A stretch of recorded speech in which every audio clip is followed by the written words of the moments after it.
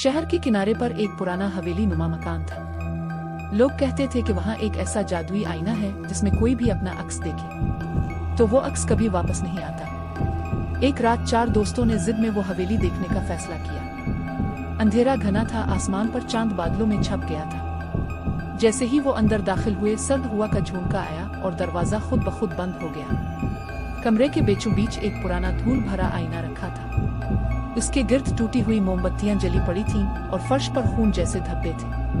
पहला लड़का आगे बढ़ा और आईने में झांका। अचानक इसके अक्स ने मुस्कुराया, लेकिन वो मुस्कुराहट इसके चेहरे पर नहीं थी, सिर्फ आईने में। अगले लम्हे वो लड़का गायब हो गया और उसकी जगह आईने के अंदर एक खौफनाक साया कैद हो गया। बाकी 3 दोस्त चीखने लगे। आईने से सरगोशियां सुनाई देने लगी। एक एक करके सब अंदर आ जाओ, अब तुम सब मेरे हो।